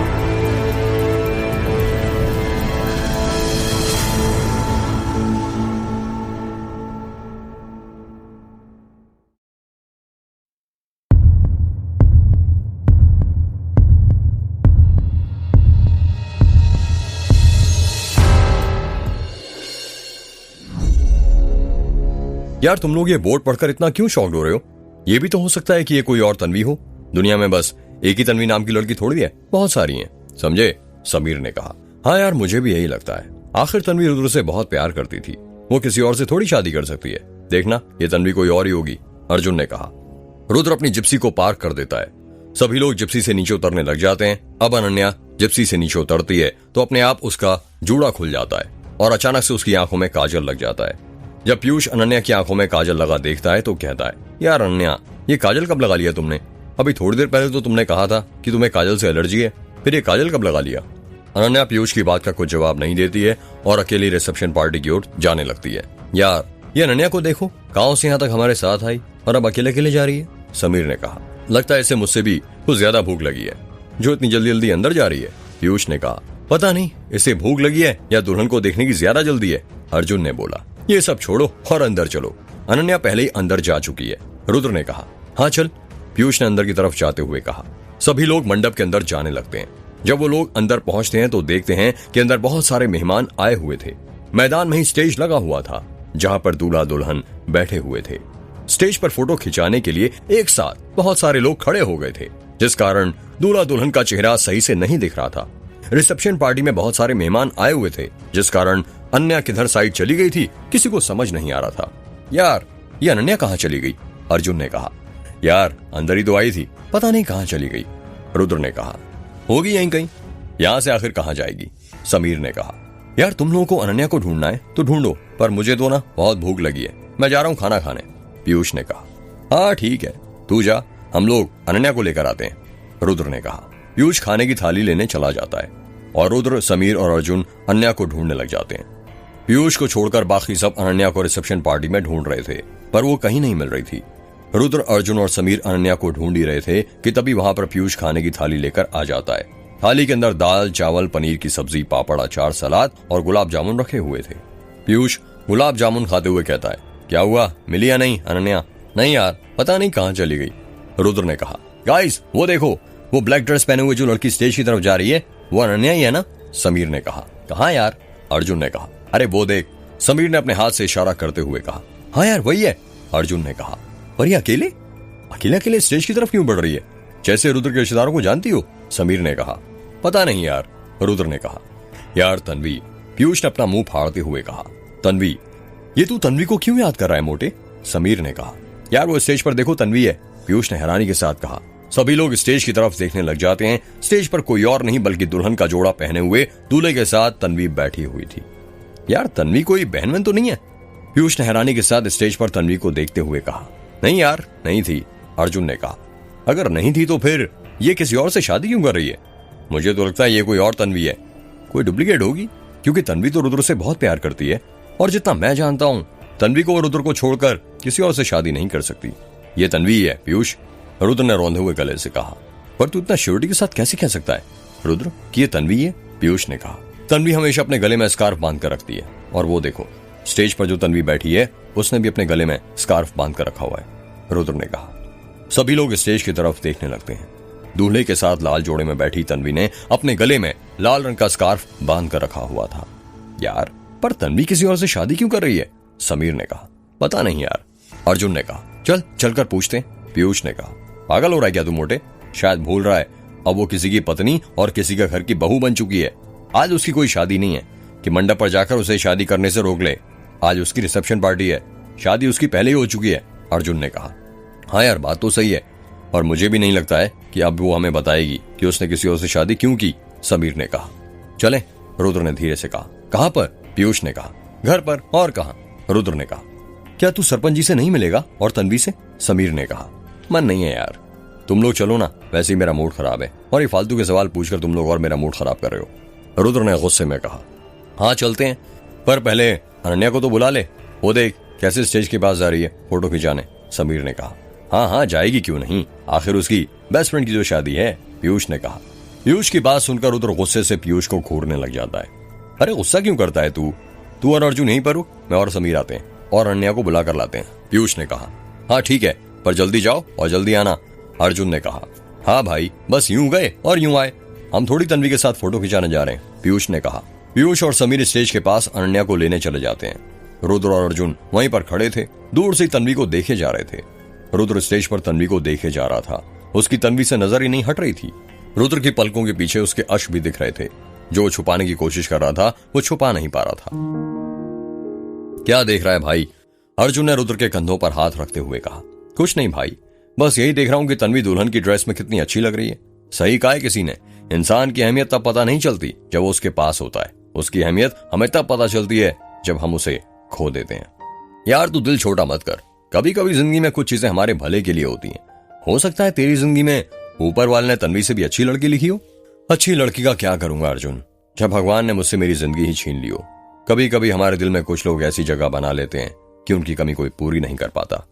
यार क्या कर रहा है पीयूष, जल्दी चल वरना अनन्या स्टेज पर चढ़ जाएगी, समीर ने चलते हुए कहा। चली तो रहा हूं, अब तू मुझसे तेज चल रहा है तो मैं क्या करूं, पीयूष ने आगे बढ़ते हुए कहा। समीर और पीयूष अनन्या का पीछा कर ही रहे थे कि उनके अनन्या के पास पहुंचने से पहले ही अनन्या स्टेज के ऊपर चढ़ जाती है। स्टेज के ऊपर महेंद्र सिंह की पत्नी, उसका बेटा कुलदीप और तन्वी थे। अनन्या के पीछे पीछे समीर और पीयूष भी स्टेज के ऊपर चढ़ जाते हैं। जब तन्वी अनन्या को देखती है तो उसे देखकर वो बहुत खुश हो जाती है और अनन्या को गले लगाने लग जाती है। समीर और पीयूष अनन्या के पीछे ही खड़े हुए थे। जैसे ही तन्वी अनन्या को गले लगाती है, अचानक से लाइट चली जाती है। अरे लाइट को क्या हो गया, कोई जनरेटर चालू करो भाई।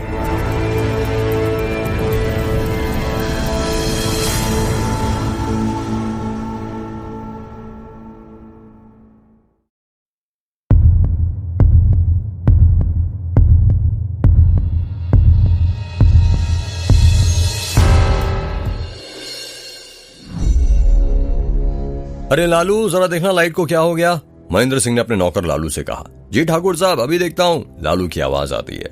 यार ये लाइट को क्या हो गया, अर्जुन ने रुद्र से कहा। लगता है लाइट का भी फ्यूज उड़ गया है, मेरी जिंदगी की तरह, रुद्र ने अपने मोबाइल का टॉर्च ऑन करते हुए कहा। जल्दी करो, कोई जनरेटर चालू करो, कुलदीप ने कहा। सभी लोग लाइट आने का इंतजार कर रहे थे। कुछ लोगों ने अपने मोबाइल के टॉर्च ऑन कर लिए थे, जिससे थोड़ा उजाला हो रहा था। अचानक से लाइट आ जाती है। जैसे ही लाइट आती है, ठकुराइन घबराए हुए कहती है, अरे बहू कहाँ चली गई, तन्वी कहाँ चली गई, कुलदीप ने कहा। बहू कहाँ है, महेंद्र सिंह ने कहा। तन्वी स्टेज पर नहीं थी, वो स्टेज पर से गायब हो चुकी थी। स्टेज के ऊपर ही अनन्या बेहोश पड़ी हुई थी। तभी समीर की नजर अनन्या पर पड़ती है। अरे ये अनन्या को क्या हो गया पीयूष, समीर ने कहा। यार ये नीचे क्यों लेटी है, मोटे ये लेटी नहीं है, शायद बेहोश हो गई है, जल्दी पानी ला, समीर ने कहा। हाँ लाता हूं। अरे बहू कहाँ चली गई, महेंद्र सिंह ने कहा। तन्वी तन्वी, कुलदीप ने कहा। चारों तरफ हड़कंप मच जाता है। दुल्हन गायब हो गई, दुल्हन गायब हो गई। रिसेप्शन पार्टी में आए लोगों के बीच में ये बात आग की तरह फैलने लग जाती है। लोग आपस में बातें करने लग जाते हैं। अरे ये दुल्हन कहां पर चली गई, एक आदमी ने कहा। ऐसे अचानक दुल्हन कहां जा सकती है, दूसरे आदमी ने कहा। स्टेज के पास धीरे धीरे करके भीड़ जमा हो जाती है। रुद्र और अर्जुन अभी भी स्टेज से दूर ही खड़े थे। स्टेज के पास इकट्ठी भीड़ को देख अर्जुन कहता है, यार इस स्टेज पर इतनी भीड़ क्यों जमा हो रही है। पता नहीं यार, रुद्र ने जवाब दिया। चल कर देखते हैं क्या हुआ है। नहीं यार मैं नहीं आ रहा। अरे चल, तो हो सकता है कोई बड़ी मुसीबत हो गई हो, तभी तो सारे लोग जमा हो गए। अर्जुन ने रुद्र का हाथ पकड़ते हुए कहा। अर्जुन और रुद्र दोनों स्टेज की तरफ जाने लगते हैं। देखो जल्दी, बहू कहाँ गई, ढूंढो बहू को, ऐसे कैसे वो गायब हो गई, महेंद्र सिंह ने कहा। पीयूष पानी की बोतल लेकर आता है और समीर को देता है। समीर पानी की बोतल का ढक्कन खोलता है और अनन्या के ऊपर अपने हाथों में पानी लेकर डालने लग जाता है। पानी की बूंदें अनन्या के चेहरे पर पड़ने के बावजूद उसे होश नहीं आता है। यार इसे तो होश ही नहीं आ रहा है, समीर ने कहा। अब क्या करें, पीयूष ने कहा।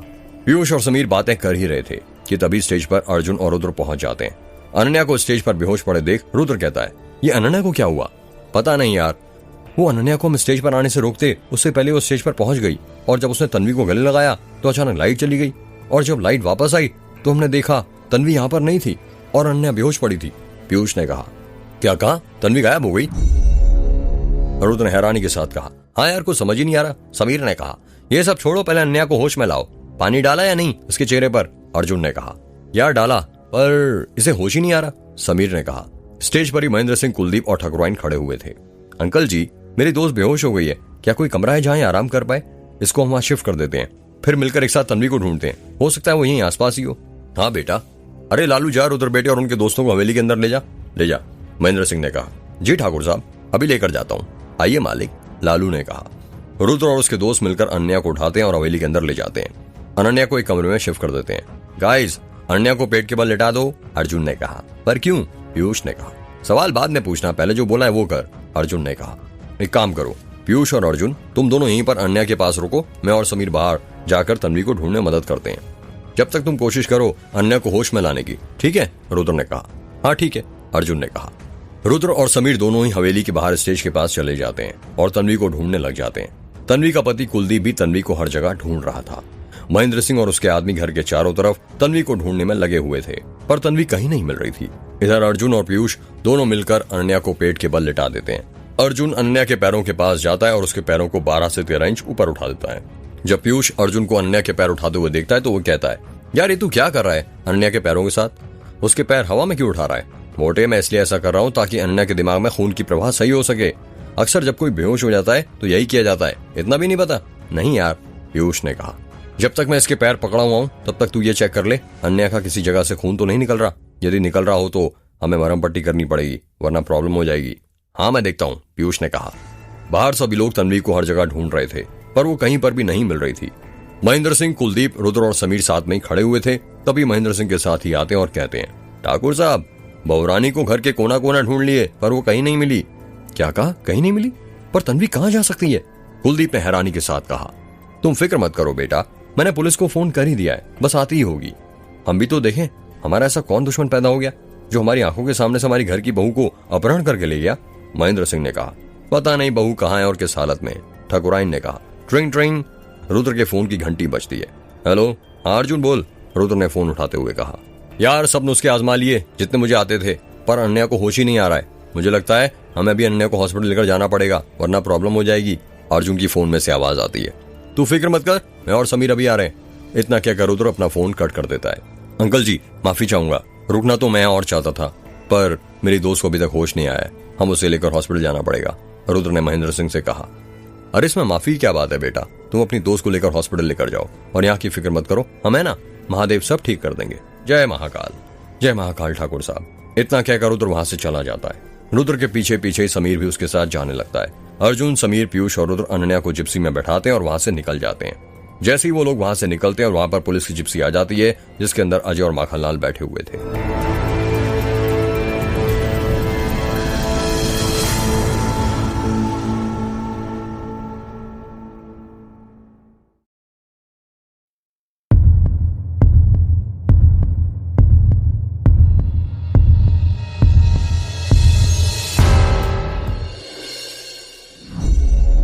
रुद्र, समीर, पीयूष और अर्जुन अनन्या को लेकर चिरायू हॉस्पिटल पहुंच जाते हैं। अनन्या डॉक्टर माधवी के कैबिन से स्ट्रेचर पर लेटी हुई थी और डॉक्टर माधवी उसका इलाज कर रही थी।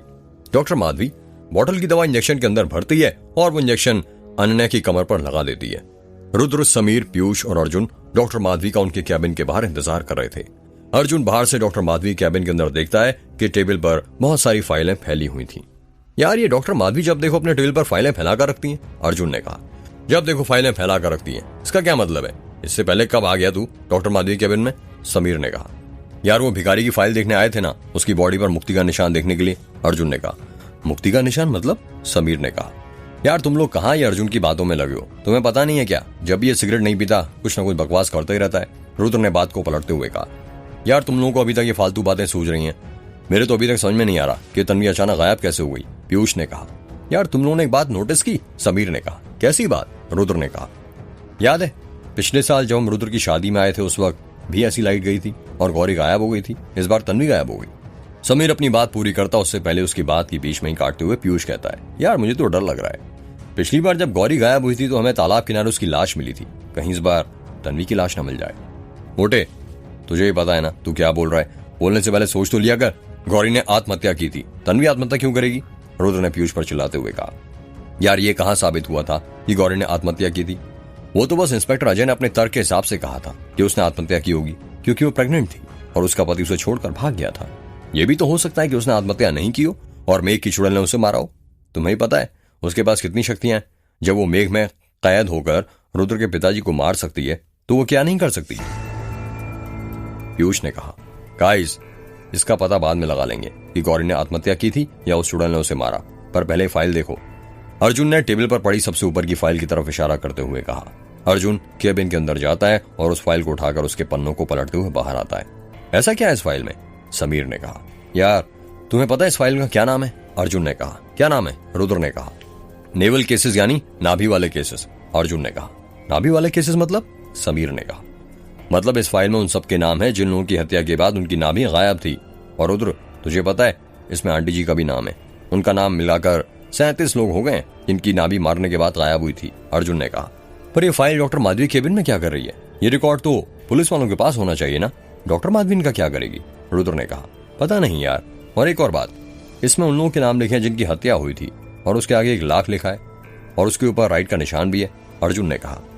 अर्जुन फाइलों के पन्ने पलट ही रहा था कि तभी उसे किसी के कदमों की आहट सुनाई देती है और वो फाइल को वापस जाकर टेबल के ऊपर रख देता है। जैसे ही वो फाइल को टेबल के ऊपर रख कर आता है डॉक्टर माधवी वहां पर आ जाती है। आ गया अनन्या को होश? रुद्र ने कहा। नहीं रुद्र, अभी नहीं आया, मैंने इंजेक्शन लगा दिया है, उसे जल्दी होश आ जाएगा। डॉक्टर माधवी ने कहा। क्या आप बता सकती हैं अनन्या अचानक से बेहोश कैसे हो गई? कुछ समझ नहीं आ रहा मेरे भी। अक्सर बीपी लो होने के कारण बेहोश होती है, पर अनन्या के अंदर इसका जरा भी लक्षण नहीं थे। क्या उसने कुछ खाया था? कभी खाली पेट होने के कारण भी बेहोश होती है? डॉक्टर माधवी ने कहा। जितना मुझे याद है अनन्या ने आज खाना खाया तो, और सिर्फ एक बार नहीं 3 बार खाया था। पीयूष ने कहा। क्या कहा? खाना खाया था? पर पता नहीं अनन्या बेहोश कैसे हो गई, मेरी भी समझ में नहीं आ रहा। डॉक्टर माधवी ने कहा। अजय और माखनलाल स्टेज के पास महेंद्र सिंह, कुलदीप और ठकुराइन के साथ खड़े हुए थे। तो बताइए क्यों बुलाया आप लोगों ने हमें? शादी में ऐसा क्या हो गया कि पुलिस को बुलाना पड़ गया? कोई झगड़ा वगड़ा हो गया क्या? अजय ने कहा। जी नहीं इंस्पेक्टर साहब, ऐसा कुछ नहीं हुआ है। महेंद्र सिंह ने कहा। तो फिर क्या हुआ? माखनलाल ने कहा। वो मेरी पत्नी गायब हो गई है। कुलदीप ने कहा। क्या कहा? पत्नी गायब हो गई? पर कैसे? माखनलाल ने हैरानी के साथ कहा। वो हम सभी स्टेज पर खड़े हुए थे और फोटो सेशन हो रहा था, जैसा कि रिसेप्शन पार्टी में होता है। तभी एक काला ड्रेस पहनकर एक लड़की आई और उसके पीछे 2 लड़के भी खड़े थे। उस लड़की ने मेरी पत्नी को गले लगाया, तभी अचानक लाइट चली गई और जब लाइट वापस आई तो देखा मेरी पत्नी वहां पर नहीं थी। कुलदीप ने कहा। क्या आप उस लड़की को पहचानते हैं जिसने अपनी वाइफ को गले लगाया था? अर्जुन ने कहा। जी नहीं, मैं उसे नहीं जानता, मैं तो पहली बार उसे देख रहा था। कुलदीप ने कहा। क्या आप जानते हैं महेंद्र सिंह जी? अजय ने कहा। जी नहीं, मैं भी नहीं जानता, पर जैसी लाइट आई हमारी बहू गायब थी। वो तो लड़की बेहोश हो गई थी और उसके दोस्त लोग उसे होश में लाने की कोशिश कर रहे थे, और जितना हमें पता है फिर रुद्र बेटा आया था और उसी के दोस्त थे शायद। महेंद्र सिंह ने कहा। क्या कहा? रुद्र आया था? क्या बलमटोला गांव के सरपंच के बेटे रुद्र की बात कर रहे हैं? अजय ने कहा। हाँ, हम उसी की बात कर रहे हैं इंस्पेक्टर साहब। महेंद्र सिंह ने कहा। रुद्र और उसके दोस्त कहां पर हैं अभी? अजय ने कहा। वो उसकी दोस्त को होश नहीं आया तो उसे अस्पताल लेकर गए। अच्छा ठीक है, वैसे आपकी बहू का क्या नाम है? जी तन्वी नाम है मेरी पत्नी का। कुलदीप ने कहा। क्या कहा? तन्वी? अजय और माखनलाल दोनों ने एक साथ हैरानी से कहा। जी हाँ, तन्वी। पर आप दोनों मेरी वाइफ का नाम सुनकर इतना हैरान क्यों हो रहे हैं? कुलदीप ने कहा। क्या तुम्हारी वाइफ रायपुर में जॉब करती थी, अडानी कंपनी में? अजय ने कहा। हाँ, पर आपको कैसे पता? कुलदीप ने कहा। इसका मतलब साहब ये वही रुद्र वाली तन्वी है। माखनलाल ने कहा। रुद्र वाली तन्वी मतलब? मैं कुछ समझा नहीं। कुलदीप ने कहा। कुछ नहीं, माखनलाल का कहने का मतलब ये था कि आप लोग फिक्र मत कीजिए, हम जल्दी आपकी पत्नी को ढूंढ लेंगे। अजय ने बात को पलटते हुए कहा। प्लीज इंस्पेक्टर साहब, आप जल्दी ढूंढ लीजिए मेरी बहू रानी को। अभी तो घर में उसका अच्छे से गृह प्रवेश भी नहीं हुआ था, उससे पहले अशुभ घटनाएं होने लगी। ठकुराइन ने रोते हुए कहा। आप फिक्र मत कीजिए, हम जल्दी आपकी बहू को ढूंढ लेंगे। माखनलाल, इनकी रिपोर्ट लिख लो और एक चीज लिखना कि क्या कैसे हुआ, कितने लोग आए थे रिसेप्शन में, सब चीजों की जानकारी चाहिए, समझे? जी साहब। अजय मन ही मन सोचने लगता है कि तन्वी तो रुद्र से प्यार करती थी तो उसने कुलदीप से शादी क्यों कर ली, और कुलदीप से ही क्यों? वो किसी और से भी तो कर सकती थी, आखिर दास गांव के सरपंच के बेटे से ही क्यों?